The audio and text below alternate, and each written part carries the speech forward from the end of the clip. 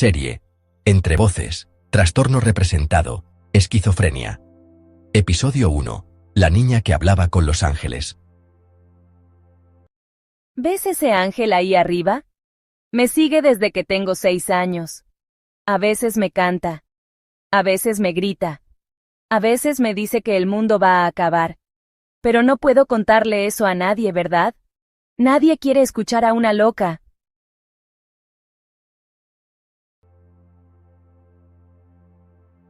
Daniela tenía 6 años cuando todo comenzó. Una mente brillante y una realidad que empezaba a fracturarse. Corría el año 1998, en una casa antigua, de techos altos y muros húmedos, en Puebla, México.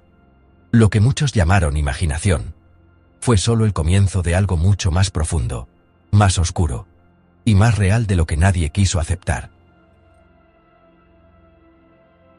Daniela tenía 6 años cuando vio por primera vez a la mujer blanca en la esquina de su cuarto.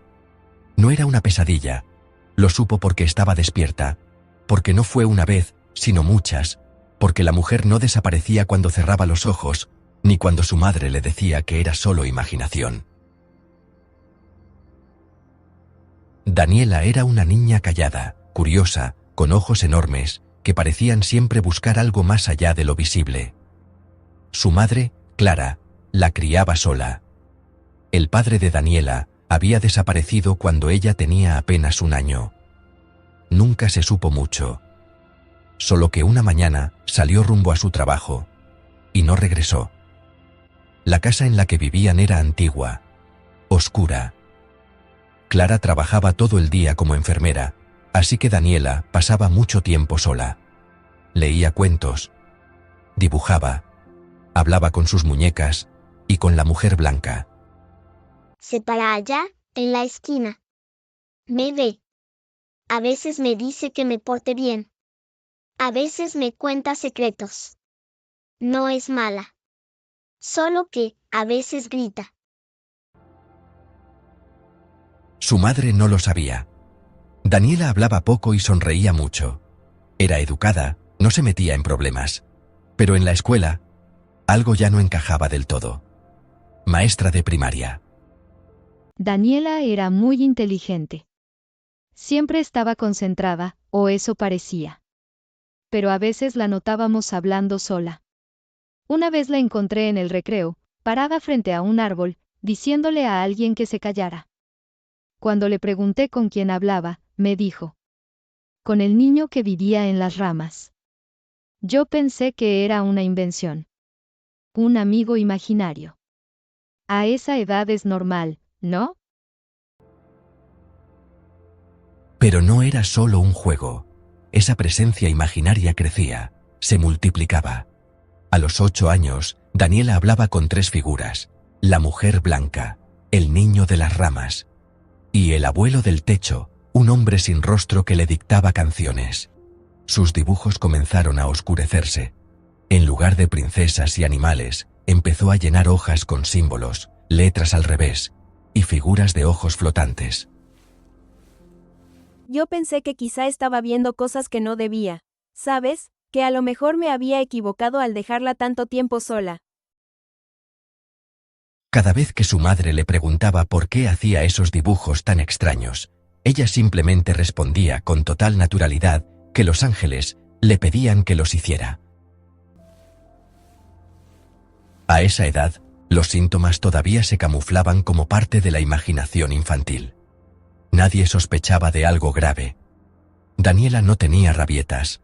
No mostraba señales de retraso cognitivo. Al contrario, era creativa, independiente, demasiado independiente. A los 10 años, Clara decidió llevarla a catecismo. Pensó que la fe podría ayudar, pero tras algunas semanas, el catequista la llamó preocupado. Catequista. La niña habla de ángeles, pero no como otros niños. Dice que los ve, que la protegen, pero también que le dan órdenes. Y un día dibujó a uno con alas negras y garras en las manos. Dijo que le había dicho que el mundo se iba a acabar. Eso no es normal. Ese fue el primer momento en que Clara sintió miedo real. No porque creyera que su hija estaba endemoniada, como le sugirieron algunas vecinas, sino porque sintió que se estaba perdiendo algo. Algo más profundo, invisible, que le arrebataba poco a poco a su niña. Daniela comenzó a tener episodios de mutismo selectivo. Días enteros sin hablar.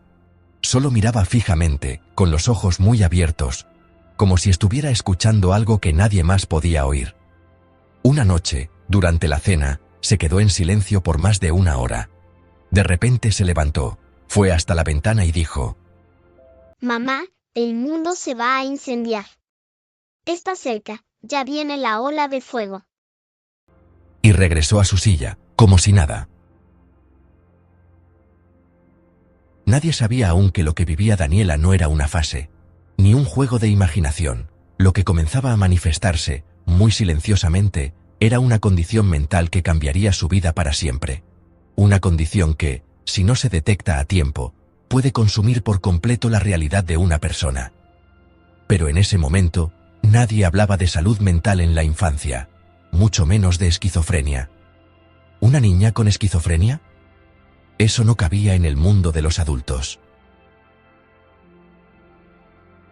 La escuela comenzó a enviar reportes por conductas extrañas. Sus compañeros se alejaban. Algunos decían que les daba miedo, que la habían oído hablar en otros idiomas, o reírse sola en los baños. Daniela empezó a encerrarse más en sí misma. Tenía un cuaderno donde escribía cosas sin sentido, letras al revés, frases como: no confíes en los espejos, ellos ya lo saben todo. La mujer blanca llora cuando grito, por eso no debo gritar.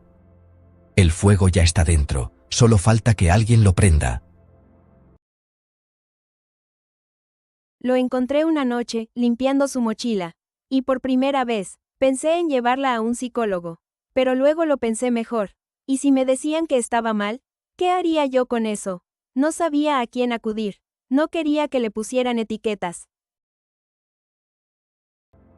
Así, el tiempo siguió su curso. Daniela cumplió 12 años, en silencio. Ya no hablaba de la mujer blanca, ni del niño de las ramas. Pero sus ojos estaban más apagados, su sonrisa más distante. Dibujaba menos, dormía peor, y a veces se le escapaban murmullos sin sentido mientras comía o veía la televisión. Pero todo cambió en su adolescencia. Segundo episodio de la serie Entre Voces, Trastorno Representado, Esquizofrenia. Episodio 2. La tormenta en la cabeza. Dicen que la adolescencia es confusa para todos. Cambios hormonales, identidades en formación, miedo, deseo, caos. Pero, ¿qué pasa cuando la adolescencia llega a una mente que ya estaba fracturada? ¿Qué pasa cuando, en medio de la pubertad, las voces en tu cabeza no solo no se van, sino que se multiplican? Esto no es solo una historia de crisis adolescente. Es la historia de una mente invadida, y de un sistema que aún no sabe muy bien cómo sostenerla. Y una madre, que aún no sabía lo que se avecinaba. Sentía que algo andaba mal en mi cabeza. No podía dormir ni concentrarme porque tenía muchas voces en mi mente. Lo peor era que no podía hablar con nadie sobre eso, porque ni yo entendía lo que me pasaba. El cuerpo cambia, pero el mundo también. La pubertad es una etapa de muchos cambios. Para muchos es confusión, para algunos es el punto de quiebre. Daniela entró a la adolescencia con una mezcla de silencio, miedo y confusión. En la secundaria, su aislamiento se volvió más notorio. Ya no fingía ser parte del grupo. Comía sola, evitaba las miradas, y se escondía en la biblioteca cuando podía. Pero lo más alarmante comenzó en casa. A veces escucho pasos cuando estoy sola. Creo que hay alguien que me observa desde el closet. No puedo dormir porque hay una mujer que me canta en la oreja. Clara, su madre, comenzó a asustarse de verdad. Ya no eran dibujos, ni frases raras, eran síntomas, constantes, reales, noches sin dormir, comportamientos paranoides, cambios de humor bruscos. Una noche, Clara llega del trabajo y encuentra a Daniela sentada en el piso, temblando. Todas las ventanas cubiertas con sábanas, y una toalla mojada en la cabeza. Van a meterme ideas. Lo hacen con rayos. La televisión los ayuda. No quiero pensar más. No quiero que ellos entren. Ese día, Clara la llevó a urgencias. Por primera vez, alguien pronunció la palabra que lo cambiaría todo. Síntomas psicóticos. Daniela fue derivada a un psiquiatra infantil. A los 14 años, el diagnóstico aún no era definitivo. Las alucinaciones pueden ser parte de otros cuadros, trauma, trastornos afectivos, incluso efectos del estrés. Pero en su caso, los médicos sabían que algo más profundo se gestaba. Daniela mostraba señales claras, pensamientos desorganizados, ideas delirantes de persecución, alucinaciones auditivas persistentes y un deterioro en su funcionamiento social. Aún no podíamos confirmar esquizofrenia, pero sin duda estábamos ante un trastorno psicótico incipiente. El primer tratamiento fue farmacológico, antipsicóticos de primera línea. Los efectos secundarios fueron duros, somnolencia extrema, aumento de peso, rigidez muscular. Daniela empezó a rechazar los medicamentos. No quiero tomar eso, me apagan. Al principio lo hacía en silencio, escondiéndolos bajo la lengua, o dejándolos en el fondo del cajón cuando nadie la veía. Decía que no los necesitaba, que le nublaban la mente, que la alejaban de lo que ella consideraba real. Cada pastilla era, para ella, una forma de silenciar algo que necesitaba ser escuchado. También inició terapia. La llevaban a una sala, con una mujer que hablaba suave, y escribía mucho en una libreta. Daniela respondía con monosílabos. A veces ni eso. No era rebeldía. Era desconfianza. Cada palabra que soltaba se sentía como un riesgo. No porque tuviera algo que ocultar, sino porque no creía que nadie realmente quisiera entenderla. La conexión emocional ya estaba rota. No quedaban vínculos sólidos, solo protocolos, horarios, diagnósticos, y la confianza en los adultos, casi extinguida. No les creía, no los escuchaba, y lo más triste, ya no esperaba nada de ellos. Con el tiempo, empezó a ausentarse de clases, primero un día, luego 2, después semanas enteras. La escuela, que alguna vez había sido una estructura mínima en su vida, pasó a ser un lugar ajeno, lejano, casi hostil. Los profesores mandaban notas, preguntaban por ella, pero nadie insistía demasiado. Sabían que algo andaba mal, pero no sabían cómo entrar sin romper más. Finalmente, dejó de ir por completo. Sin despedidas, sin explicaciones. Y así, de a poco, Daniela se fue despegando del mundo que los demás llamaban normal. Un mundo que nunca sintió suyo, pero al que por un tiempo intentó pertenecer. A los 15, Daniela tuvo su primera crisis severa. Una noche se levantó gritando que tenía insectos bajo la piel. Se rascó con tanta fuerza que se dejó heridas. Luego se encerró en el baño y escribió con lápiz labial sobre el espejo: "No me quieren escuchar". Fue hospitalizada. 5 días en observación. Diagnóstico provisional: trastorno psicótico breve. Nadie decía todavía la palabra esquizofrenia, pero los signos eran cada vez más claros. Mientras sus compañeros iban a fiestas, planeaban su futuro, Daniela vivía atrapada en su mente. Las voces se volvían más crueles. No vales nada, todos te miran. Ya no solo las escuchaba, sentía que sabían cosas, verdades ocultas, fragmentos de otros mundos. Su pensamiento se volvía más errático, más simbólico, más desorganizado. Una vez me dijo que había descubierto la fórmula del universo. Me enseñó una hoja llena de garabatos. Estaba convencida. Le brillaban los ojos. Al día siguiente, no recordaba nada. A los 16, conoció a Iván, un chico un año mayor. Le gustaban los libros raros, no la juzgaba, pasaban horas en el parque, y por primera vez, Daniela parecía feliz. Pero no duró. Una noche, Iván le preguntó: ¿por qué te quedas viendo al cielo sin moverte? Daniela, sin apartar la mirada de las estrellas, respondió con voz tranquila, casi en un susurro. Estoy escuchando los pensamientos de Dios. Iván la miró en silencio. Su expresión se endureció, no por enojo, sino por una mezcla de confusión y miedo. Esa respuesta, tan ajena a su forma de entender el mundo, lo descolocó. Esperó unos segundos, como si dudara entre quedarse o marcharse, pero al final se dio media vuelta, y se fue. No dijo adiós, y nunca la volvió a buscar. Al principio, a Daniela no pareció afectarle. Siguió con su rutina, sus dibujos, sus silencios, sus conversaciones con el cielo. No lo mencionaba, ni lo recordaba. Como si Iván solo hubiera sido una nota más en una melodía que ella ya no escuchaba. Pero con el tiempo, algo cambió. Fue sutil al principio. Una mirada prolongada hacia una pareja riendo en el parque, una sensación extraña al ver a otros compartiendo afectos simples, genuinos. Poco a poco, Daniela empezó a notar esa ausencia que antes no dolía.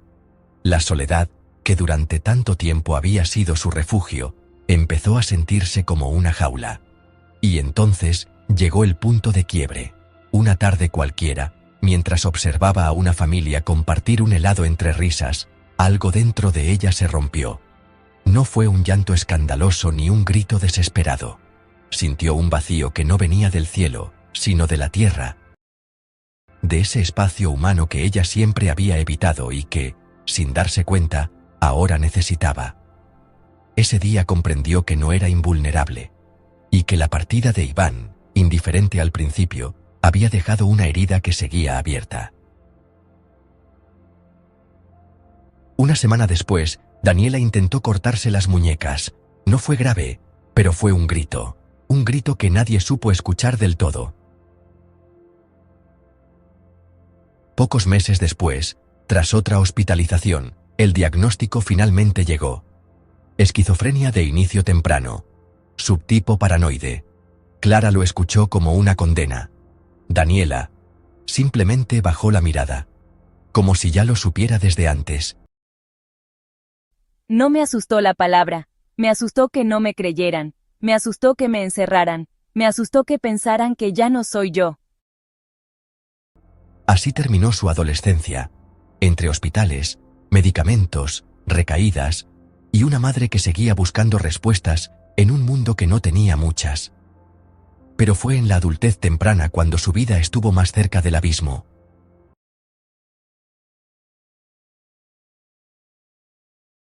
Serie Entre Voces. Trastorno representado, esquizofrenia. Episodio 3. El año en que casi desapareció. A los 19 años, Daniela decidió irse de casa.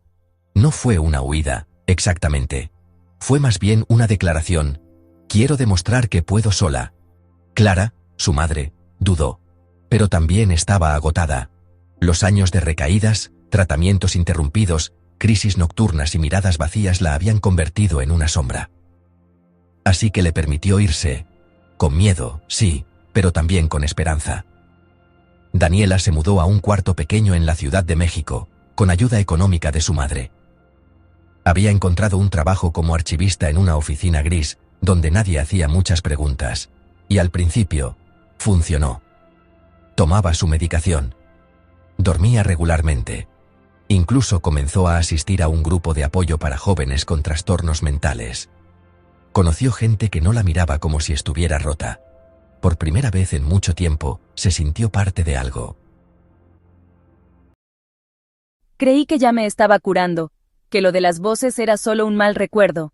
Me compré plantas, leía poesía, me hice un tatuaje de una luna en la muñeca derecha. Empecé a salir con alguien del grupo. Me sentía normal. O casi.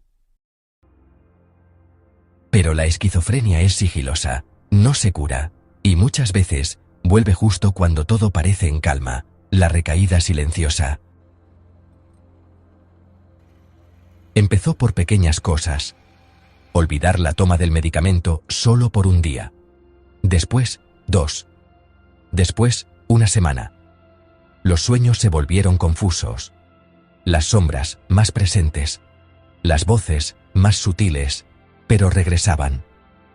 Daniela no se dio cuenta de que volvía a perder el contacto con la realidad.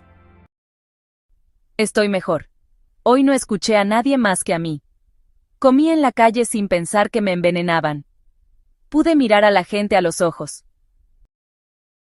Porque esta vez, las voces no gritaban, susurraban. Se disfrazaban de intuiciones, de pensamientos propios, de sabiduría interna. No decían cosas feas. Al principio eran suaves. Me daban ideas. Me decían qué camino tomar. A veces me ayudaban con decisiones. Estoy bien. Solo estoy abriendo mi conciencia. Yo no estaba mal. El mundo estaba equivocado. Renunció al grupo de apoyo. Rompió con su pareja. Dijo que ya no necesitaba terapia. Empezó a creer en conspiraciones. Leía foros oscuros, hablaba de portales interdimensionales, afirmaba que la comida del supermercado tenía nanobots. Crisis mayor. El evento que lo cambia todo. A los 22 años, Daniela desapareció, sin dejar nota, sin señales, sin explicación. 3 días, 72 horas, una eternidad. Clara, su madre, lo dejó todo. Tomó el primer autobús hacia la capital. No durmió, no comió, no respiró más allá del miedo. Marcó cada número de hospital, cada patrulla, cada refugio, cada línea de atención. Y una frase se repetía como un disco rayado: lo sentimos, no hay nadie con esa descripción. Hasta que el 4.º día, el teléfono sonó. Voz de trabajadora social. Grabación. ¿La señora Clara Montoya? Su hija fue encontrada en el kilómetro 42, afuera de Tlalpan. Daniela había sido hallada en una carretera solitaria, a las afueras de Tlalpan, semidesnuda, deshidratada, murmurando palabras que nadie pudo entender. Su piel estaba quemada por el sol. Tenía arañazos en los brazos. Y los ojos parecían no mirar este mundo. Fue internada de urgencia en el ala psiquiátrica del Hospital General. Esta vez, no por una noche, no por una crisis breve. Fue un mes entero. En otras palabras, la mente de Daniela había dejado de ser suya. Durante los primeros días, se negó a comer. Repetía que la comida contenía el veneno de los falsos dioses. De noche, gritaba, golpeaba las paredes hasta sangrar, susurraba nombres que nadie conocía, se cubría con una sábana, diciendo que estaba siendo observada desde adentro del espejo. Fue sedada, medicada intensamente, y su cuerpo, frágil y confuso, empezó a pagar el precio. Una fractura. No solo en su mente, sino en su identidad. No recuerdo mucho. Solo que pensaba que todos los doctores eran demonios. Que las enfermeras me querían borrar la memoria. Clara, su madre, iba a verla cada semana. Se sentaba frente a ella. A veces, durante horas. A veces, sin decir palabra, veía cómo su hija se deshacía. Como si alguien la estuviera borrando lentamente con una goma invisible.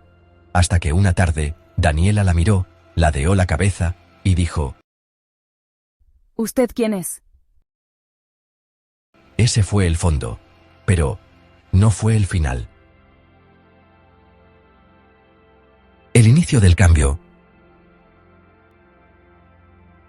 Y sin embargo, no todo terminó ahí. A las 6 semanas de internamiento, algo comenzó a cambiar. Los medicamentos fueron reajustados. La tormenta dentro de su mente empezó a calmarse. Las voces, aún presentes, se hicieron menos violentas. Todo comenzó con una conversación, un nuevo psiquiatra. Voz de médico. Grabación de archivo. Le dije algo que muchos evitan, que esto no tiene cura. Que no va a desaparecer. Pero también le dije que eso no significa que no pueda vivir con ello. Que no puede amar. Reír. Soñar. Solo que va a tener que aprender a hacerlo, con una mochila extra. Y por primera vez, Daniela no se peleó con la verdad, la aceptó, y en ese acto silencioso, comenzó su recuperación. Su pensamiento, aunque fragmentado, empezó a tejerse de nuevo. poco a poco, su mirada volvió. No se fueron del todo. Las voces siguen ahí, a veces. Pero ya no tienen poder sobre mí. Ya no creo todo lo que dicen. La esquizofrenia no me define, pero tampoco la niego. Vivo con ella. Algunos días me gana. Otros, la abrazo. Y cuando puedo, la dejo en silencio. Al salir del hospital, Daniela volvió a casa con Clara. Pero ya nada era igual. Una rutina estricta, medicación controlada, seguimiento psiquiátrico, terapia cognitivo-conductual, acompañamiento familiar. Fue lento, desesperadamente lento. Pero un día, Daniela escribió su primer poema. Otro día, se animó a caminar sola por la cuadra. Y luego, empezó a leer de nuevo. A tomar café sin miedo. A dormir sin gritar. Daniela no está curada, pero ha aprendido a vivir con una mente distinta, con una realidad distinta, y sobre todo, con una fuerza que nadie ve, salvo quienes han caminado por el mismo infierno. Pero lo más difícil aún estaba por llegar. Un giro inesperado pondría a prueba todo lo construido, incluso su cordura.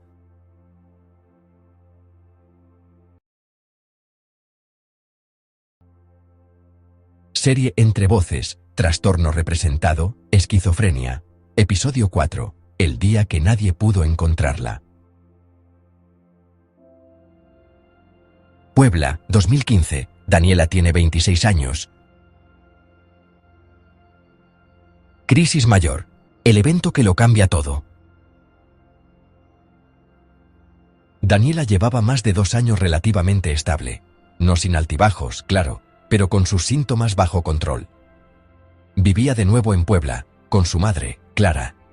Una rutina sencilla, casi monástica. Asistir puntualmente a terapia, tomar su medicación, escribir en su diario cada mañana como parte del tratamiento. Incluso había empezado a compartir su proceso con el mundo. No por impulso, sino como una forma de hacer las paces con su historia. Tenía un pequeño canal en YouTube. Compartía lecturas poéticas y reflexiones sobre salud mental. Nada pretencioso. Videos grabados desde su habitación, con luz natural, fondo de libros desordenados y una taza de té humeando al costado. Sus publicaciones eran íntimas, honestas. A veces hablaba del miedo, otras, de la esperanza. Y en ocasiones, simplemente leía fragmentos de su diario como si hablara con una vieja amiga. Vivir con voces en la cabeza y seguir adelante. Ese es el título de hoy. No porque ya lo haya logrado del todo, sino porque cada día lo intento. Su comunidad creció. No masiva, pero fiel. Gente que se sentía menos sola al escucharla. Algunos videos llegaron a foros de apoyo, grupos de salud mental, incluso a terapeutas que la compartían con pacientes. Parecía que finalmente, Daniela había encontrado su lugar. Un espacio donde su voz, tantas veces silenciada por el estigma, ahora tenía eco. Hasta que una mañana cualquiera, simplemente desapareció. Sin aviso, sin nota, sin señales previas. Daniela no fue a terapia ese día, no actualizó su canal, no respondió mensajes. Su madre, Clara, encontró su habitación como siempre, ordenada, tranquila, con el cuaderno abierto en la última página escrita la noche anterior. Desde entonces, todo cambió. Clara lo notó de inmediato. Daniela no salía sin avisar. Mucho menos dejaba su celular, su diario o su medicación. Al principio, trató de no alarmarse. Pensó que quizás había salido con alguna amiga del grupo de apoyo. O tal vez necesitaba un poco de espacio. Un respiro. Pero las horas pasaban. Y el silencio, ese silencio que Clara conocía tan bien desde los peores días de Daniela, volvía a instalarse en la casa como una sombra. Por la noche, ya no podía engañarse. Clara llamó. Escribió. Preguntó. Nadie la había visto. Nadie sabía nada. El canal de Daniela seguía en línea. La última publicación, de 2 días antes, hablaba sobre la importancia de mantenerse presente. Irónico. Dolorosamente irónico. A las 24 horas, Clara denunció su desaparición. La policía actuó con lentitud, demasiada lentitud. Una mujer adulta, sin signos de violencia, que simplemente salió de casa, no era prioridad. Tal vez necesitaba un tiempo a solas, le dijeron. ¿Está segura de que no discutieron? Tiene antecedentes psicológicos. Pero Clara sabía. Ella lo sentía en el cuerpo. No era ansiedad, no era paranoia, era esa certeza cruda, visceral, que solo una madre conoce. Algo no estaba bien, y nadie más parecía entenderlo. En los días siguientes, Clara inició su propia búsqueda, porque si las autoridades no se movían, ella lo haría. Y entonces, empezaron los rumores. ¿Y si recayó? ¿Y si se quitó la vida? ¿Y si alguien se aprovechó de su enfermedad? ¿Y si simplemente no quería ser encontrada? Los días pasaban, sin noticias, sin respuestas, solo el vacío y el peso creciente de lo incierto, hasta que por fin algo se movió. Una llamada anónima, una voz femenina, temblorosa, casi dudando en hablar.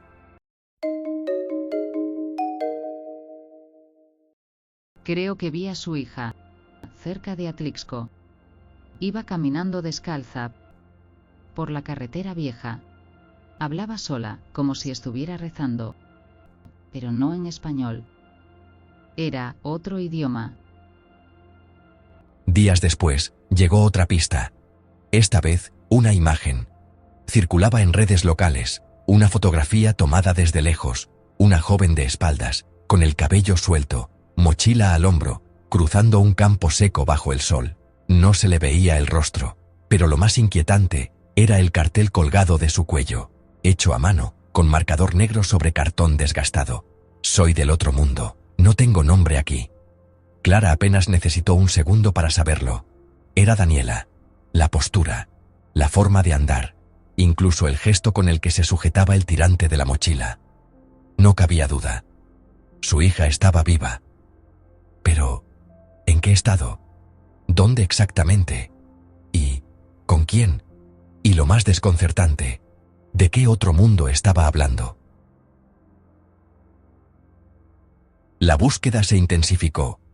Clara, voluntarios, policías, incluso desconocidos que seguían el canal de Daniela, se unieron. Mapas marcados, llamadas cruzadas, publicaciones en redes. Pero cada vez que parecía estar cerca, ella desaparecía de nuevo. Como si lo supiera, como si se desvaneciera, a voluntad.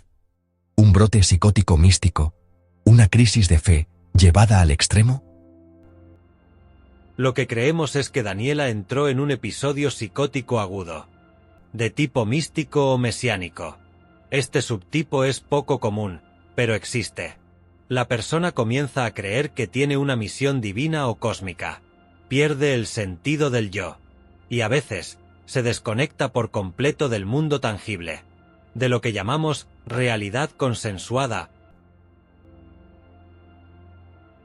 Los apuntes de su diario, encontrados semanas después en un cajón oculto de su habitación, parecían confirmar la hipótesis. El velo está cayendo. Pronto verán. Pronto todos verán. Mi cuerpo es una antena. Mi alma ya no está aquí. Dios me habló desde el fuego. Me dijo que no regresara jamás. Semanas antes de desaparecer, Daniela había dejado de tomar su medicación. No se lo dijo a nadie. Solo lo escribió. Los fármacos me encierran. No quiero estar dormida. Prefiero ver el todo, aunque me queme. El hallazgo ocurrió 2 semanas después de la llamada, cuando las esperanzas empezaban a quebrarse, cuando incluso Clara, por primera vez, dudó. Fue un campesino quien la vio, en un cerro cercano, a unos kilómetros de un santuario abandonado que ya nadie visitaba. Una estructura olvidada entre la maleza, donde las campanas no sonaban desde hacía décadas. La vio desde lejos, sentada sobre una roca, descalza, sucia, los pies visiblemente heridos, mirando al sol sin pestañear. como si esperara algo, como si escuchara algo. Ya vi lo que tenía que ver. Pueden llevarme de vuelta. La ambulancia llegó en menos de una hora. La encontraron en silencio. No opuso resistencia, no preguntó nada, solo cerró los ojos y dejó que la llevaran. Fue internada de inmediato. Esta vez, el daño había sido mayor. Daniela estaba débil, demacrada, casi irreconocible. Su mirada, antes intensa, ahora vagaba sin foco. Y su discurso, incoherente, fragmentado, lleno de símbolos que nadie entendía. Los médicos fueron claros con Clara. Tal vez no regresaría del brote. O no del todo. Pasaron semanas enteras antes de que pudiera mantener una conversación coherente. Semanas de silencio, de miradas perdidas, de frases rotas como: La tierra, habló, pero no con palabras. Hay más, allá del lenguaje. Me dieron un nombre, pero ya lo olvidé. Pero algo cambió, no solo en Daniela, también en Clara. Las consecuencias. Porque, aunque Daniela volvió, la desaparición dejó cicatrices profundas, silenciosas, persistentes. Ella regresó, pero ya no era la misma.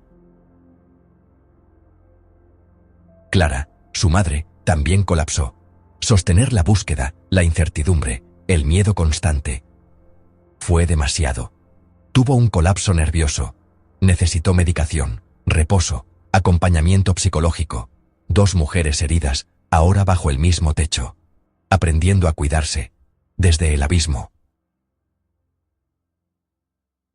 Daniela volvió a vivir con Clara. Esta vez, bajo un régimen estricto y clínico.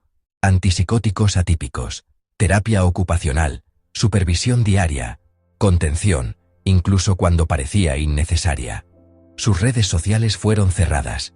El canal de YouTube, eliminado por completo, como si borrar los videos pudiera protegerla, de sí misma. El brote místico había sido un mensaje claro, una advertencia cruel pero certera. Aunque parezca dormida, la enfermedad nunca se va del todo. Pero Daniela no se rindió. Me rompí, y no sé si voy a poder volver a juntar las piezas. Aprendí que las voces no se van, pero sí puedo elegir si las escucho o no. Aprendí que no soy una iluminada, ni una enviada, soy una mujer con una condición. Daniela escribe de nuevo, no en redes, no para los demás, para ella, para entender, para no olvidar, porque vivir con una condición mental no es una batalla que se gana una vez, es una negociación diaria, un pacto delicado entre el silencio y la lucidez. Resolución presente del personaje. Hoy, Daniela tiene 36 años, vive con su madre, sí, en la misma casa de Puebla donde todo comenzó, y donde todo se desbordó. Pero ya no es la misma mujer perdida en un brote, ni la sombra de sí misma tras la crisis. Ya no busca la independencia como antes, no en los grandes gestos, no en la idea de salir corriendo hacia una vida normal. Su independencia ahora vive en las pequeñas cosas. Autonomía es cocinar su desayuno, elegir un libro, cuidar sus plantas, sentarse a escribir, aunque nadie más lea. Retomó sus estudios, esta vez de manera virtual, sin presiones, a su ritmo. Forma parte de un colectivo artístico integrado por personas con padecimientos mentales. Un espacio sin máscaras, sin etiquetas. Escribe poesía, relatos, historias donde el delirio se convierte en símbolo, donde la oscuridad tiene nombre, pero también forma. Dice que escribir le permite transformar el caos en algo bello, en algo que puede compartirse sin miedo. Toma su medicación todos los días, religiosamente. No porque la dominen, sino porque entiende que son parte del equilibrio que necesita. Y desde aquel brote místico, han pasado 10 años sin una recaída mayor. Estoy viva, y eso ya es un milagro. No todas las historias tienen finales felices, pero algunas, tienen continuaciones posibles. Y a veces, eso es suficiente. Serie Entre voces, trastorno representado, esquizofrenia, herencia y genética. Episodio especial, el hombre que desapareció entre sombras. Cuando era niña, me dijeron que mi papá había desaparecido. Nunca me explicaron más. Solo que un día salió, y no volvió. Durante años creí que me había abandonado, que simplemente no quiso estar, pero la verdad era más oscura, y más parecida a mí, de lo que nunca imaginé. Para entenderlo, hay que ir atrás, a los años 80. A una Puebla distinta, donde Clara tenía solo 18 años, y todo aún parecía por inventarse. Fue entonces cuando conoció a Javier. Él era un joven reservado, brillante, con esa clase de inteligencia que a veces roza la locura. Estudiaba filosofía en la universidad pública, y pasaba horas enteras escribiendo en cuadernos que nadie más podía leer. Hay más realidad en un sueño que en un espejo. El tiempo no es una línea.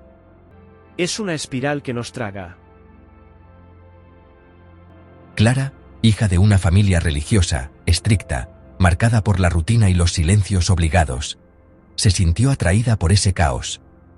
Javier era distinto, y ella estaba cansada de lo predecible. A los pocos meses, Clara quedó embarazada. Fue inesperado, sí, pero no indeseado. Él lloró cuando le dije.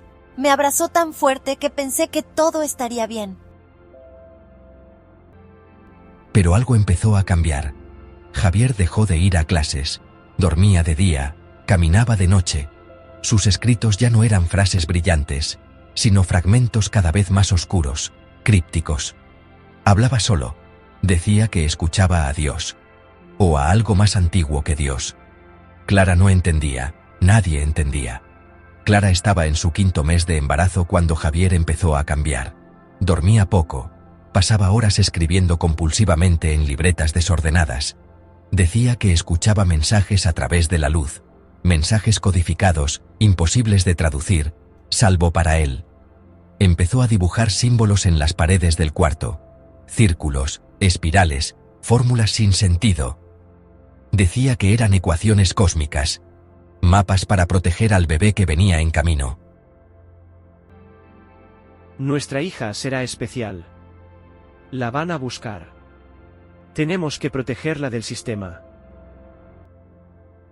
Clara creyó que era ansiedad, que quizá el embarazo lo abrumaba, que necesitaba tiempo, apoyo, descanso. Pero lo que vino después no fue agotamiento, fue descontrol. Javier desaparecía por días enteros, regresaba cubierto de barro, con las manos temblorosas. Decía que había estado en zonas libres de interferencia, liberándose de las ondas que lo querían atrapar. Una vez volvió sin zapatos, la ropa rasgada, los ojos desorbitados. Me siguieron. No los ves, pero están. Tienen forma de aire, pero pesan. Me perseguían por dentro. La familia de Clara le exigió que lo dejara. Por el bien del bebé, le decían, no es tu responsabilidad cargar con su locura. Pero ella no podía. No todavía. Aún creía que el amor podía salvarlo, que si se quedaba, algo cambiaría. El día de la desaparición. Daniela tenía 1 año y medio. Javier ya no hablaba con coherencia. Repetía frases como mantras, llenaba libretas con secuencias de números que nadie entendía. De noche, se paraba frente a la cuna, a veces durante horas, y susurraba. Ella tiene los ojos de los que ven más allá. Una mañana, simplemente se fue, sin nota, sin equipaje. Solo dejó una frase en la pared del baño, escrita con marcador. Si me quedo la contamino, tengo que desaparecer, para que ella pueda ver. Clara nunca volvió a verlo. Lo buscó, sí, pero no había mucho donde buscar. Javier no tenía hermanos. Sus padres habían muerto cuando él tenía 17. Nadie lo conocía más allá de su sombra. Solo un tío lejano, en Veracruz, respondió a sus llamadas. Javier ya estaba roto desde joven. La cabeza se le empezó a quebrar cuando tenía como 15. Nadie lo quiso ver. Y después, se fue hundiendo. Lo peor es que era bueno. Muy bueno. Pero muy solo. Y así, sin saberlo, Clara quedó sola, con una hija en brazos, y una herencia invisible comenzando a incubarse. Pasaron muchos años, años de silencios acumulados, de preguntas sin respuesta, años en los que Clara eligió no mirar hacia atrás, porque dolía, porque no entendía, porque era más fácil pensar que Javier simplemente se había ido. Pero cuando Daniela recibió su diagnóstico, algo se removió. Clara empezó a buscar, no por curiosidad, por necesidad. Necesitaba entender si había una línea, un patrón, un origen.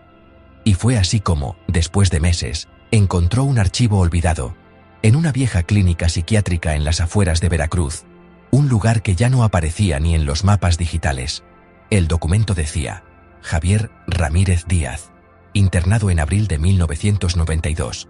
Motivo, episodio psicótico agudo. Diagnóstico sugerido, esquizofrenia paranoide. Salida voluntaria. Había sido enfermedad, había sido miedo, como el que yo había sentido con Daniela, como el que nadie supo reconocer a tiempo. No volvió, no hubo reencuentro, no hubo perdón. Javier siguió siendo un fantasma, pero ahora tenía un nombre, un diagnóstico, una historia que Clara, por fin, podía mirar de frente, porque a veces lo que más necesitamos no es cerrar la herida, sino saber de dónde vino. La esquizofrenia no se hereda como el color de ojos, no se transmite con una certeza matemática, pero la genética deja huellas, una predisposición silenciosa, un rastro en el mapa del cuerpo, que a veces se activa, y otras solo espera. En el caso de Daniela, las piezas encajan, con dolorosa claridad. Su padre, Javier, con síntomas psicóticos desde la adolescencia. Un diagnóstico nunca tratado. Un internamiento voluntario, del que nunca regresó. Una hija, Daniela, que desde niña decía ver sombras, escuchar susurros, oír música que nadie más oía, y entre ambos, décadas de silencio. No fue culpa de nadie. Fue ignorancia, fue miedo, fue el estigma. Hoy, después de todo, solo me queda imaginar cómo habría sido si hubiéramos podido hablar de esto antes. Pero no todo quedó en sombras. En 2014, cuando aún mantenía su canal de YouTube, Daniela recibió un mensaje anónimo. Un comentario perdido entre cientos, breve, mal escrito, pero con algo en su tono, algo familiar. No estás sola. Yo también escucho la música que nadie más oye. Perdón por no quedarme.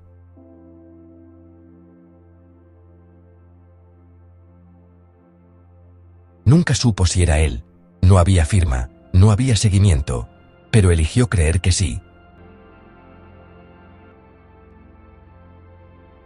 Tal vez no vuelva a verlo, tal vez ya ni exista, pero si alguna parte de él sigue viva allá afuera, espero que sepa que su hija también ve más allá.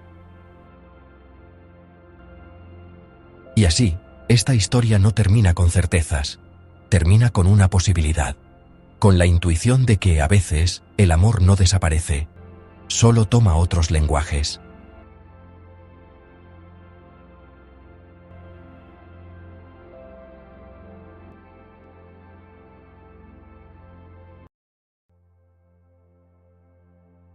Analicemos el caso. Trastorno principal, esquizofrenia.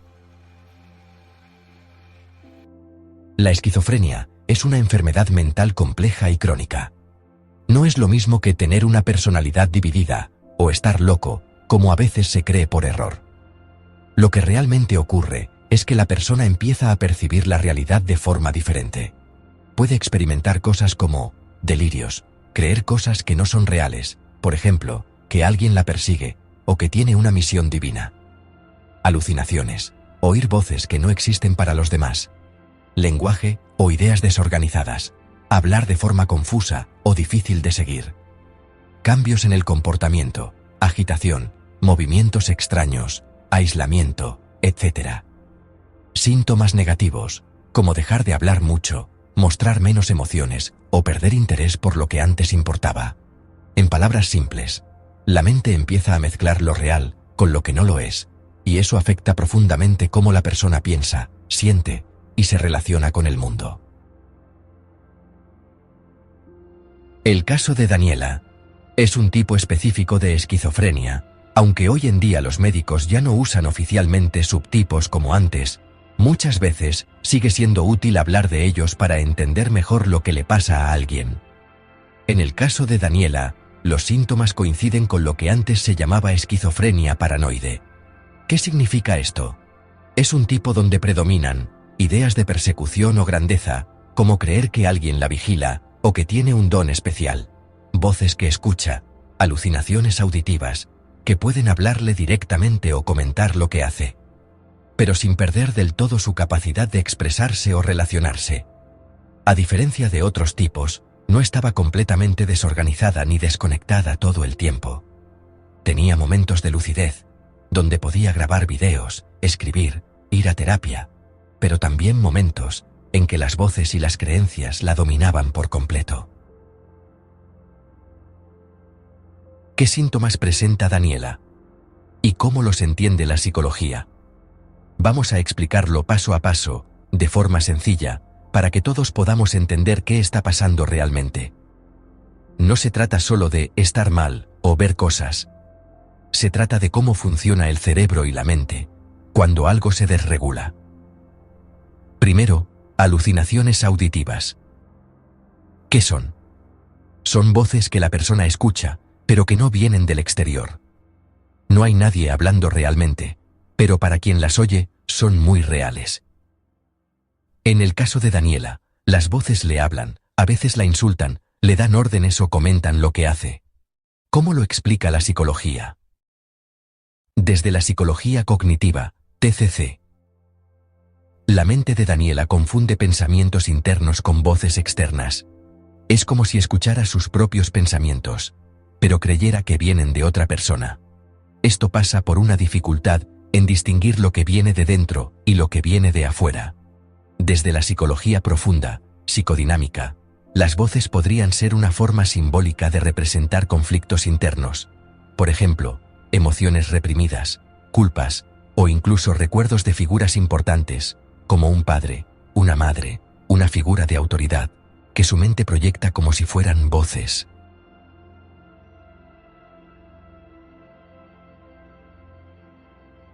Segundo, delirios paranoides y místicos. ¿Qué son? Son creencias que no se corresponden con la realidad y que no cambian, aunque se presenten pruebas en contra.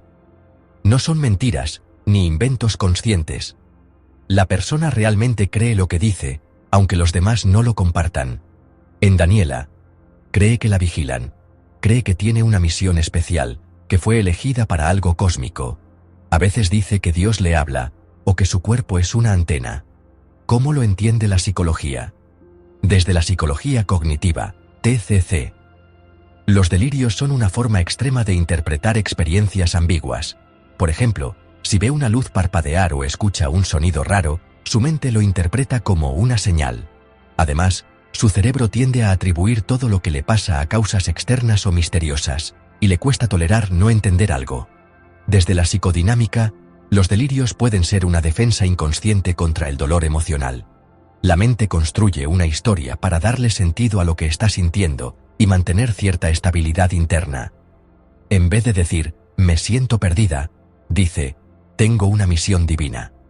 No es mentira. Es una forma de protegerse de una angustia mayor. Tercero, lenguaje y pensamiento desorganizado. ¿Qué es? A veces, Daniela habla de forma muy difícil de seguir. Cambia de tema sin sentido, inventa palabras, junta frases que no tienen relación. Esto puede sonar extraño o desconectado, y no es porque no piense, sino porque su forma de pensar está desordenada. ¿Cómo lo explica la psicología? Desde la TCC, su mente pierde la secuencia lógica entre una idea y otra. También puede haber problemas de atención, concentración o memoria de trabajo. Desde la neuropsicología, esto está relacionado con alteraciones en una parte del cerebro llamada corteza prefrontal, que se encarga de organizar pensamientos, tomar decisiones y mantener el enfoque. Por último, síntomas negativos. ¿Qué son? Son los vacíos, las ausencias en la experiencia emocional y social, a veces más difíciles de ver, pero igual de importantes. En Daniela se presentan como falta de expresión emocional, cara seria, voz apagada, poca motivación, retraimiento social, silencios prolongados, dificultad para disfrutar cosas simples. ¿Cómo se entienden? Desde la TCC. Pueden ser consecuencia de pensamientos negativos constantes como nada vale la pena o no tengo sentido. También influyen la falta de apoyo externo y el miedo al rechazo, que llevan a evitar situaciones. Desde la neurobiología, estos síntomas están relacionados con cambios en el sistema de recompensa del cerebro, sobre todo en el funcionamiento de la dopamina, un químico cerebral que regula placer y motivación. A muchas personas les cuesta entender por qué alguien empieza a ver o escuchar cosas que los demás no ven o no oyen. La respuesta no es simple, pero la ciencia nos da algunas pistas. Hay factores que predisponen, es decir, que aumentan el riesgo, y otros que mantienen o agravan la condición con el tiempo. Sigamos con el caso de Daniela. Los factores biológicos, lo que viene con nosotros desde antes de nacer. Desde mucho antes de abrir los ojos al mundo, ya traemos con nosotros ciertas huellas invisibles que pueden marcar el rumbo de nuestra vida. Daniela, por ejemplo, no comenzó su historia con la aparición de los primeros síntomas, sino mucho antes, en su propia biología. Su padre, Javier, aunque jamás recibió un diagnóstico formal, mostraba signos claros de un trastorno psicótico. Las conversaciones truncadas, las ideas fijas y una forma extraña de percibir la realidad eran parte de su día a día. Daniela creció con esa sombra silenciosa en su historia familiar. La genética, en estos casos, no actúa como una sentencia directa, como heredar el color de los ojos o el tono de la piel. Pero sí transmite una vulnerabilidad, una predisposición silenciosa que bajo ciertas circunstancias puede despertar. En su caso, aquella herencia paterna pareció dejar una puerta entreabierta a lo inesperado. Además, mientras su cerebro se desarrollaba, paso a paso, capa a capa, en la infancia y luego en la adolescencia, algo no siguió del todo el curso habitual. En algunos casos, como el suyo, ciertas áreas cerebrales pueden reorganizarse de manera inusual, afectando cómo se interpretan las emociones, los pensamientos y la misma realidad. Así, la biología de Daniela no fue solo un punto de partida, fue un terreno ya trazado con caminos complejos, donde la esquizofrenia encontró, quizás, un lugar para echar raíces. Los factores psicológicos. Aquellas huellas invisibles, heridas de la infancia. Desde muy temprano, la vida emocional puede dejar marcas profundas. Cuando un niño o niña pierde a uno de sus padres sin una explicación clara, algo se quiebra en su interior. El mundo, antes lleno de certezas, se vuelve un lugar incierto. En su silencio, la ausencia empieza a hablar más fuerte que las palabras, y ese eco, muchas veces, siembra la idea de que el amor es algo que puede desaparecer sin aviso, o que uno mismo tal vez no lo merece. En el caso de Daniela, la desaparición de su padre no solo dejó un vacío, fue el silencio alrededor de ese hecho lo que más la marcó. Nadie le dijo por qué, cómo, ni para qué. El misterio se volvió peso, y con el tiempo, ese peso adoptó la forma de desconfianza, miedo y una tendencia al aislamiento emocional. Comprenderse a sí misma y a los demás se volvió un desafío. Lo que en psicología se llama déficit metacognitivo, empezó a manifestarse en su vida. Le costaba distinguir entre sus pensamientos y la realidad que la rodeaba. Las emociones ajenas se volvían difíciles de leer y las propias difíciles de manejar. Así, Casi sin darse cuenta, su mente comenzó a construir una versión del mundo más confusa, más amenazante. Un lugar donde el amor podía irse sin aviso, y donde confiar se sentía, simplemente, demasiado peligroso. Los factores sociales, el contexto también importa. El entorno en el que vivimos también moldea lo que somos. No todo está en los genes o en el cerebro. El contexto, las relaciones y el apoyo, o su ausencia, pueden ser decisivos. En la vida de Daniela, esto fue evidente. Aunque hacía esfuerzos por mantenerse conectada con el mundo exterior, había días, incluso semanas, en los que el silencio se volvía su única compañía. Cerraba la puerta, apagaba el teléfono, y se hundía en un aislamiento que, lejos de calmarla, alimentaba los pensamientos más oscuros que ya comenzaban a rondarla. La soledad, más que un refugio, se transformó en un caldo de cultivo para el malestar. Y a eso se sumaba otro factor silencioso pero peligroso: la falta de un tratamiento continuo. Daniela no estuvo sola del todo. Tuvo momentos de apoyo, personas que intentaron tenderle la mano. Pero a veces, sin decir nada, dejaba de tomar la medicación. No por descuido, sino por una sensación de desconfianza o simplemente por el deseo de sentirse normal sin ayudas externas. Ese abandono intermitente del tratamiento tuvo un costo. Cada recaída fue más intensa, más difícil de revertir, como si cada crisis cavara un poco más hondo. El contexto, en su caso, no fue un simple telón de fondo, fue un factor activo que, junto a su vulnerabilidad biológica, tejió una red compleja que dificultaba cada intento por recuperar el equilibrio.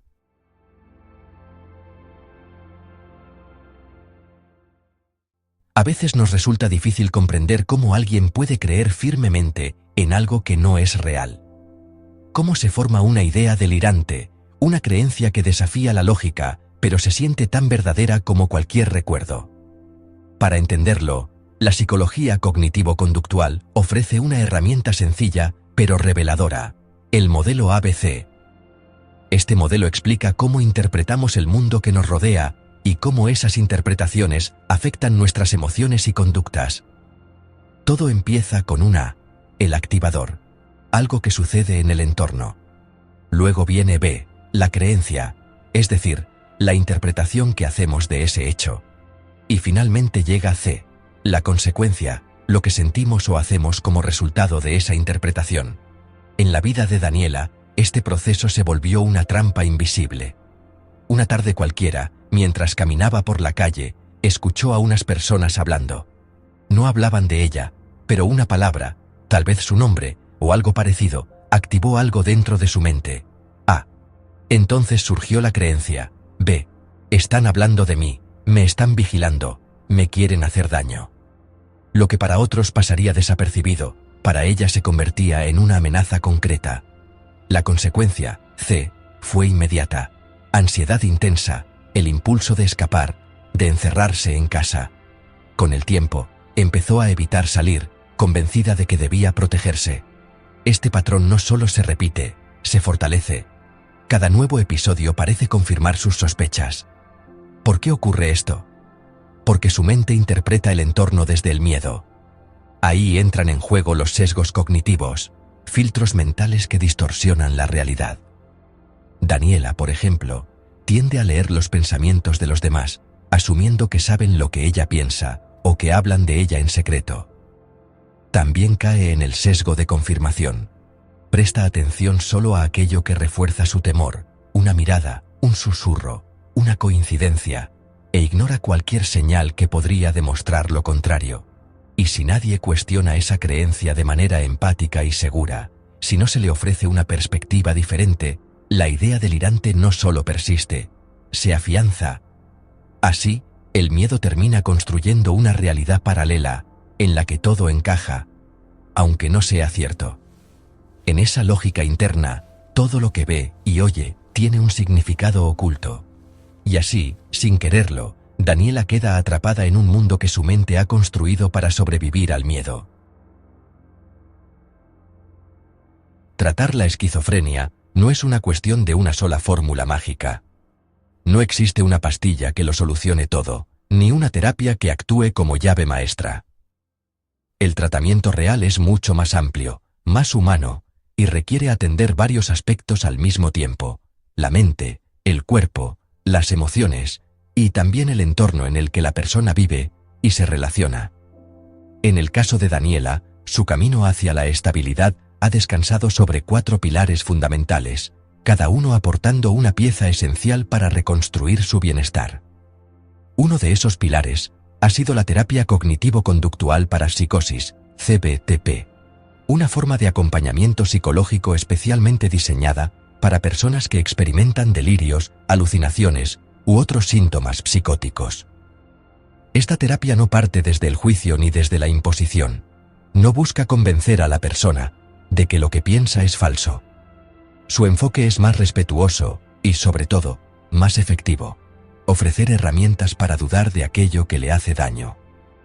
Con el tiempo, Daniela ha aprendido a ponerle pausa a sus pensamientos más intrusivos. Por ejemplo, cuando aparece la idea de que alguien la está vigilando, trabaja junto a su terapeuta para hacerse preguntas como: ¿y si no es así? ¿Qué otras explicaciones podría haber? Ese pequeño espacio entre el pensamiento y la reacción es donde comienza el cambio. También ha empezado a reconocer que muchas de las voces que escucha podrían ser interpretaciones de su propia mente, no necesariamente realidades externas. Ha aprendido que no todo lo que siente debe tomarse como una verdad absoluta, y que tolerar la incertidumbre, aunque incómoda, puede ser una habilidad que se entrena. A través de ejercicios de metacognición, ha mejorado su capacidad de observar sus propios procesos mentales, entendiendo mejor cómo se forman sus emociones, sus ideas y sus decisiones. Este tipo de terapia no borra los síntomas de un día para otro, pero le ha dado a Daniela algo aún más valioso: una forma de convivir con ellos sin dejar que dominen su vida. Poco a poco, ha recuperado una sensación de agencia, esa convicción interna de que, aunque no todo esté bajo control, puede influir en su experiencia y tomar decisiones que la acerquen a una vida más plena. En muchas personas que viven con esquizofrenia, los síntomas no solo tienen raíces biológicas o cognitivas. A veces, también hay heridas emocionales profundas que quedaron abiertas mucho antes de que aparecieran los primeros signos del trastorno. En el caso de Daniela, su historia estuvo marcada por el abandono temprano y por un entorno familiar cargado de silencios.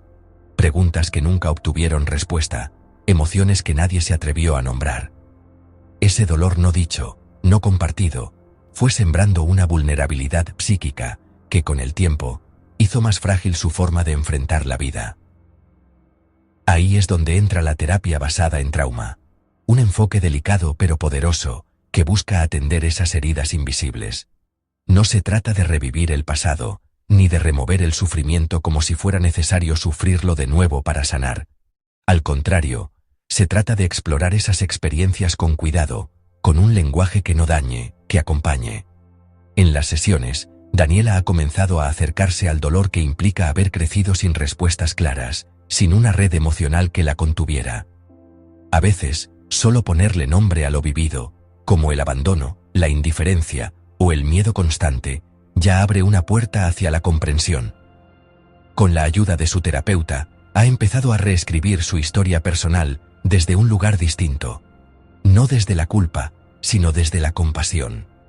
En vez de preguntarse, ¿qué hice mal?, puede comenzar a pensar, ¿qué me faltó y cómo puedo darme eso ahora? Esta forma de mirar su pasado no borra lo que ocurrió, pero sí transforma la manera en que ese pasado pesa sobre su presente. Porque sanar un trauma no siempre es olvidar, a veces es recordar de una forma que no duela tanto. Tratar la esquizofrenia no es solo cuestión de medicación o terapia individual. También es imprescindible reconstruir la vida cotidiana, paso a paso, desde lo más simple hasta lo más significativo. Por eso, la rehabilitación psicosocial se convierte en un pilar clave en el proceso de recuperación. No se trata únicamente de hablar de lo que pasa, sino de volver a hacer, de recuperar el sentido de pertenencia, utilidad y conexión con el mundo real. En el caso de Daniela, Esto ha significado retomar pequeñas actividades que alguna vez le fueron familiares, pero que, en los momentos más difíciles, habían desaparecido. Aprender a organizar su día, cocinar para sí misma, salir de casa con un propósito, asistir a clases o a un taller. Cada una de estas acciones, por pequeñas que parezcan, le ha permitido recuperar el control sobre su vida. Participar en espacios grupales, como colectivos artísticos o talleres comunitarios, también ha sido crucial. Lugares donde puede compartir sin miedo a ser juzgada, donde su historia es escuchada sin etiquetas. Allí, el aislamiento comienza a romperse y surge la posibilidad de construir vínculos reales, sostenidos en el tiempo. Esta parte del tratamiento no siempre se ve desde fuera, pero tiene un impacto profundo, fortalece la autoestima, devuelve el sentido de agencia y disminuye significativamente el riesgo de recaídas. Porque cuando una persona siente que es parte de algo, que tiene un rol, una rutina, un lugar al que ir, entonces la salud mental no se convierte solo en una meta clínica, sino en una experiencia vivida y sostenida en lo cotidiano. En el camino de la recuperación, entender lo que ocurre puede ser tan importante como cualquier tratamiento. En salud mental, el conocimiento no solo tranquiliza, empodera. Saber nombrar lo que se siente, entender por qué sucede y qué se puede hacer al respecto, puede marcar la diferencia entre una caída y una oportunidad para sostenerse. A eso se dedica la psicoeducación, un componente esencial que muchas veces es el punto de partida para todo lo demás. Para Daniela, recibir información clara y respetuosa sobre su diagnóstico fue un primer paso para dejar de temerle a lo que sentía. Saber que la esquizofrenia no es una sentencia, sino una condición que puede manejarse con herramientas adecuadas, le permitió salir del desconcierto. Comprendió qué puede esperar del tratamiento, qué no esperar, y, sobre todo, que sus síntomas no la definen como persona. Pero la psicoeducación no fue solo para ella. Su madre, Clara, también necesitaba comprender. Porque el miedo, cuando no se entiende lo que está pasando, suele convertirse en sobreprotección, en silencios, en intentos fallidos de ayudar. Aprender juntas qué es una recaída, cómo reconocer sus señales tempranas y cómo acompañarse sin invadir el espacio del otro, fue parte crucial del proceso. Además, este aprendizaje ayudó a resignificar el rol de la medicación y la terapia, ya no como un castigo o una obligación impuesta, sino como herramientas útiles, a veces necesarias, para mantener el equilibrio. En vez de pelear con la idea del tratamiento, Daniela empezó a verlo como un aliado. Y Clara, en lugar de insistir desde la angustia, pudo apoyar desde el entendimiento. La psicoeducación no elimina los síntomas, pero construye una base sólida. La de saber, la de poder elegir con más conciencia, la de no sentirse sola ante lo que parece incomprensible. Porque cuando una persona y su entorno entienden, también pueden cuidar mejor. En resumen, lo que Daniela necesita va mucho más allá de una receta médica. La medicación puede ser una pieza del tratamiento, sí, pero no es suficiente por sí sola. Lo que realmente marca la diferencia es ofrecerle un espacio donde pueda sanar su historia, nombrar sus heridas y reconstruirse desde un lugar más amable. Daniela necesita compañía que no juzgue, sino que escuche. Necesita comprensión, no solo de sus síntomas, sino de su experiencia de vida. Necesita estructura, rutinas que le den estabilidad y también sentido, algo que le permita mirar hacia adelante con propósito. Porque el tratamiento más efectivo no es el que promete curar de forma definitiva. Es aquel que le devuelve a la persona la posibilidad de seguir viviendo, pero no de cualquier manera, sino con dignidad, con autonomía y con esperanza. Y eso, en muchos casos, es la forma más profunda de sanación. La esquizofrenia tiene una carga genética significativa, aunque no es determinista. Según estudios, el riesgo de desarrollar esquizofrenia en la población general es del 1%. Pero si un progenitor la padece, el riesgo sube a un 10-13%. Si ambos la padecen, puede alcanzar hasta un 40%. Advertencia ética.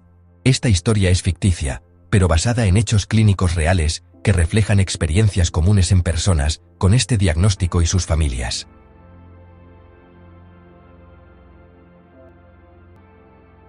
Gracias por llegar hasta aquí. Si esta historia te tocó, te hizo pensar o simplemente te pareció interesante, te invito a quedarte cerca. Suscríbete, dale like, comparte este episodio con alguien que creas que necesita escucharlo. Nos escuchamos en el próximo episodio. Hasta la próxima, amigos.